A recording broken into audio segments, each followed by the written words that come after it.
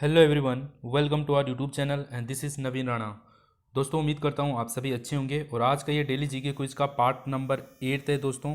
तो जिसने बाकी पार्ट नहीं देखे हैं तो हमारे यूट्यूब के प्लेलिस्ट में जाइए और वहाँ से आप देख सकते हैं।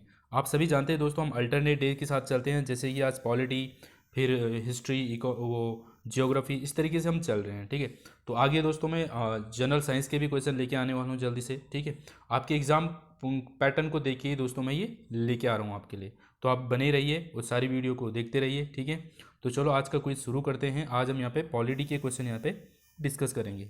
उससे पहले हम बात करते हैं, आज का दिन 26 अप्रैल है, जो कि बौद्धिक संपदा दिवस के रूप में मनाया जाता है, वर्ल्ड हेरिटेज डे के रूप में। तो आप इसकी पूरी जानकारी के लिए आप इसको पढ़ सकते हैं। हमें यहाँ से याद क्या रखना है, हमें रखना है याद थीम क्या है 2020 की। ठीक है, तो बौद्धिक संपदा दिवस 2020 का विषय या थीम क्या है, तो आपको याद रखना है innovate for a green future. ये आपको याद रखना है। चलो दोस्तों, मूव करते हैं मोटिवेशनल कोट की तरफ। आज का मोटिवेशनल कोट है, भीड़ हमेशा उस रास्ते पर चलती है जो रास्ता आसान लगता है, लेकिन इसका मतलब यह नहीं है कि भीड़ हमेशा सही रास्ते पर चलती है। अपने रास्ते खुद चुनिए, क्योंकि आपको आपसे बेहतर और कोई नहीं। ठीक है दोस्तों, आप सभी समझदार हैं, समझ चुके होंगे। मूव करते हैं। आज के क्विज का पहला क्वेश्चन आपके सामने ये रहा, उपराष्ट्रपति पदेन अध्यक्ष होता है। आपको बताना है जो उपराष्ट्रपति हैं वो किसका अध्यक्ष होता है। ठीक है, राज्यसभा का, लोकसभा का, योजना आयोग का या राष्ट्र विकास परिषद का। जल्दी से आंसर बताइए दोस्तों, और लास्ट में मुझे कमेंट करके बताएं आपके 10 में से कितने सही आए हैं। ठीक है, चलो, तो इसका जो सही आंसर है वो हो जाएगा दोस्तों राज्यसभा। ठीक है, उपराष्ट्रपति जो है पदेन अध्यक्ष होता है वो राज्यसभा का होता है। ठीक है, आर्टिकल आर्टिकल नंबर 89 के पार्ट ए में बताया गया है ये चीज़। ठीक है दोस्तों, चलो मूव करते हैं नेक्स्ट क्वेश्चन की तरफ। भारत का उपराष्ट्रपति बनने के लिए न्यूनतम आयु कितनी होनी चाहिए। चलो दोस्तों, जल्दी से बताइए, उपराष्ट्रपति बनने के लिए न्यूनतम आयु कितनी होनी चाहिए। दोस्तों, ये जितने भी ये आयु वाले क्वेश्चन है ना, उपराष्ट्रपति के लिए, राष्ट्रपति के लिए, मुख्यमंत्री के लिए या फिर विधानसभा अध्यक्ष के लिए, ये सारे जो हैं इनको आप सारे देख लें। ठीक है, क्योंकि यहाँ से भी क्वेश्चन के चांस बनते हैं, पूछे जाते हैं। ठीक है, तो चलो उपराष्ट्रपति का बताइए जल्दी से। इसका जो सही आंसर है दोस्तों वो हो जाएगा 35।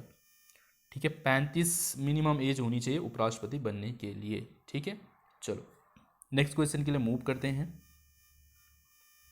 राज्यसभा की सदस्य का निर्वाचन कितनी अवधि के लिए होता है। दोस्तों, जो राज्यसभा होता है ना, वो कितने साल के लिए बनाए जाते हैं। ठीक है, उनका कार्यकाल कितने साल का होता है वो आपको बताना है। राज्यसभा जल्दी से बताइए, 2 साल, 5 साल या 4 साल या 6 साल के लिए जो हमारा राज्यसभा होता है। चलो, इसका सही आंसर है दोस्तों वो है 6 साल। ठीक है, आपको याद रखना है 6 साल के लिए राज्यसभा सदस्य का निर्वाचन किया जाता है। बाकी लोकसभा 5 साल, बाकी जो भी हमारे इंडिया में लगभग जो है सारे 5 साल के लिए चुने जाते हैं। आपको याद याद रखना है राज्यसभा 6 साल के लिए, और यही एग्जाम में पूछा जाता है बार बार। ठीक है, चलो मूव करते हैं नेक्स्ट क्वेश्चन की तरफ। राष्ट्रपति पद की रिक्त की स्थिति में उपराष्ट्रपति अधिकतम कितनी अवधि के लिए राष्ट्रपति के तौर पर कार्य कर सकता है। दोस्तों, अगर क्या क्वेश्चन पूछ रहा है, अगर राष्ट्रपति की अनुपस्थिति, मतलब राष्ट्रपति हो सकता है उसकी मृत्यु हो जाती है, या उसको हटाया जाता है किसी कारणवश, या वो खुद ही त्याग दे देता है राष्ट्रपति, तो ऐसी कंडीशन में जब राष्ट्रपति पद खाली है तो वहाँ पे वो कौन अधिकतम, वो कौन संभालता है उसको, उपराष्ट्रपति संभालेगा पद को।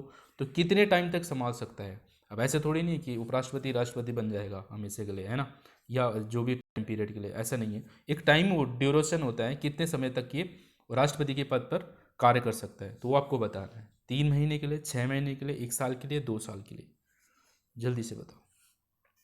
तो इसका जो सही आंसर है दोस्तों वो हो जाएगा 6 महीने के लिए। ठीक है, 6 महीने के लिए जो है उपराष्ट्रपति राष्ट्रपति का कार्यकाल संभाल सकता है। ठीक है, उसके तब तक फिर चुनाव हो जाएंगे राष्ट्रपति के, फिर राष्ट्रपति चुना जाएगा। क्लियर है दोस्तों, ये जो है ये भी आप याद रख लें। आर्टिकल ये 65 का ए में आप देख सकते हैं, ये उसमें कहा गया है। ठीक है, चलो मूव करते हैं नेक्स्ट क्वेश्चन की तरफ। देश की सशस्त्र सेनाओं का सर्वोच्च कमांडर इन चीफ कौन है। जो हमारे सेनाएं हैं दोस्तों, थल सेना, जल सेना, वायु सेना, उनका जो सर्वोच्च कमांडर इन चीफ माना जाता है, कौन माना जाता है। रक्षा मंत्री, प्रधानमंत्री, राष्ट्रपति या तीनों सेनाओं में से वरिष्ठ चीफ। बहुत ही इंपॉर्टेंट क्वेश्चन है दोस्तों आपके लिए ये।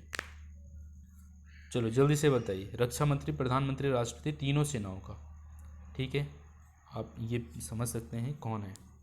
तो इसका जो सही आंसर हो जाएगा दोस्तों, वो हो जाएगा आपका राष्ट्रपति is a right answer of this question.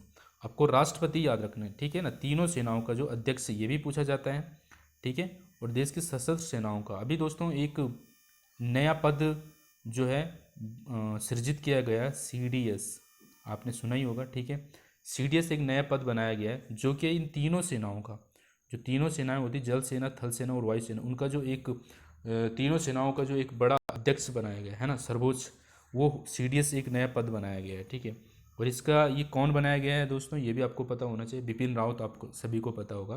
तो आपके एग्जाम पॉइंट ऑफ व्यू से ये इंपॉर्टेंट है, पूछा जा सकता है, ठीक है। चलो मूव करते हैं नेक्स्ट क्वेश्चन की तरफ।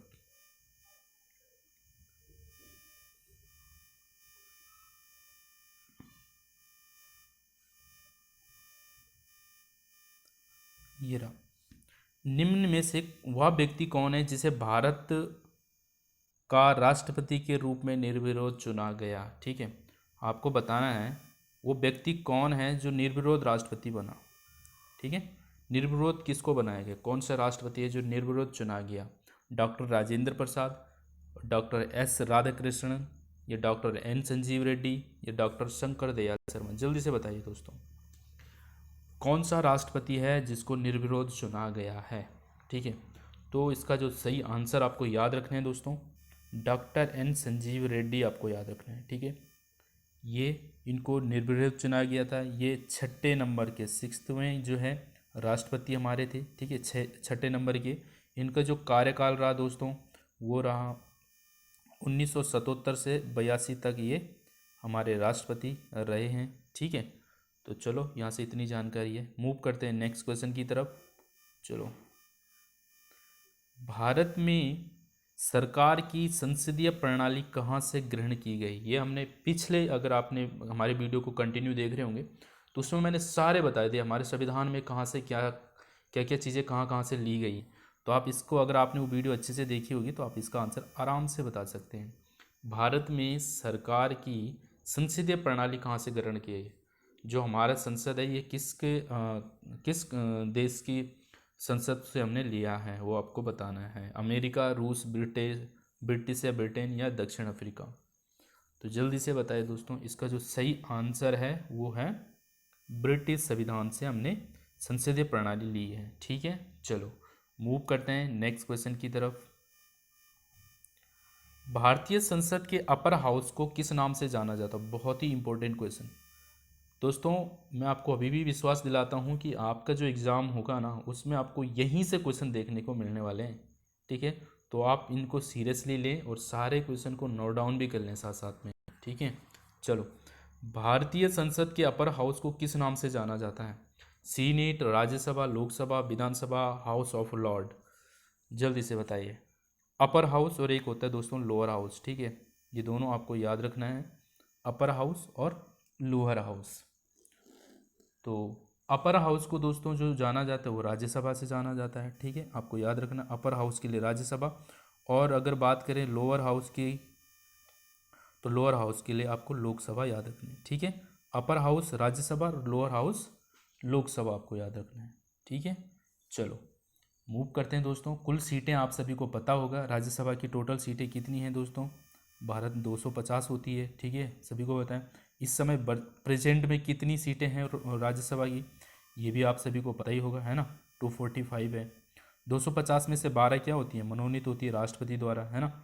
ये सब चीज़ें आपको एक्स्ट्रा पता होनी चाहिए। वैसे उम्मीद करता हूँ आप सभी को पता भी होगी। चलो नेक्स्ट क्वेश्चन के लिए मूव करता है। संसद में शामिल है, जो हमारा संसद होता है ना, वो किन किन से मिलके बनता है। संसद हमारी होती क्या है, उस संसद में कौन कौन होते हैं। राष्ट्रपति, लोकसभा और राज्यसभा से मिलकर हमारी संसद बनती है। ये लोकसभा और राज्यसभा, ये लोकसभा विधानसभा, ये विधानसभा विधान परिषद और लोकसभा, किन किन से मिलकर हमारी संसद बनती है वो आपने बताना है। चलो, बहुत ही इंपॉर्टेंट क्वेश्चन है दोस्तों। तो इसका उम्मीद करता हूँ आपने इसका आंसर बता दिया होगा। ठीक है, तो इसका जो सही आंसर है मेरे दोस्तों वो है ऑप्शन नंबर ए। ठीक है, मैक्सिमम लोगों को लगता है संसद जो है लोकसभा और राज्यसभा से बनती है, नहीं, इसमें राष्ट्रपति भी होता है दोस्तों। ठीक है, राष्ट्रपति, लोकसभा और राज्यसभा से मिलकर हमारी एक संसद बनती है। क्लियर है दोस्तों, ये हमारे आर्टिकल आप देख सकते हैं, आर्टिकल 79 में आप इसको पढ़ सकते हैं इसके बारे में। ठीक है, चलो मूव करते हैं नेक्स्ट क्वेश्चन के लिए। स्वतंत्र भारत का लोकसभा का पहला अध्यक्ष कौन था? बहुत ही इंपॉर्टेंट है, सिंपल क्वेश्चन है और ऐसे ही आपके एग्जाम में पूछे जाते हैं, बहुत सिंपल सिंपल। ठीक है, तो लोकसभा का पहला अध्यक्ष आपको बताना कौन है? हुकुम सिंह, बलराम सिंह, रवि राय या जीबी मावलंकर। ठीक है, चलो, तो इसका जो सही आंसर है मेरे दोस्तों वो हो जाएगा ऑप्शन नंबर डी या 4। ठीक है, जीबी मावलंकर आपको याद रखना है। स्वतंत्र भारत का पहला जो लोकसभा अध्यक्ष है कौन था, वो आपको याद रखना है, जीबी मावलंकर। क्लियर है दोस्तों, तो आज के यहीं पे हमारा क्विज कंप्लीट होता है। तो उम्मीद करता हूँ दोस्तों आपको ये सारे क्वेश्चन अच्छे लगे होंगे। ठीक है, सारे क्वेश्चन आपके सिलेक्टिव क्वेश्चन है दोस्तों, तो आपके एग्ज़ाम के लिए इम्पोर्टेंट तो है ही। ठीक है, तो सारे क्वेश्चन को आप रिवाइज करते रहें, बार बार वीडियोज़ को देखते रहें ताकि आपको खुद ही याद हो जाएंगे। ठीक है, और वीडियो को ज़्यादा से ज़्यादा शेयर करें दोस्तों अपने दोस्तों के साथ, लाइक करें, कमेंट करके मुझे बताएं आपके कितने मार्क्स इसमें से आ रहे हैं। ठीक है, तो अगर कंटिन्यूटी रखोगे दोस्तों तो आपको सक्सेस ज़रूर मिलेगी। ठीक है, चलो, thanks for watching and thank you, keep sharing this video and thank you.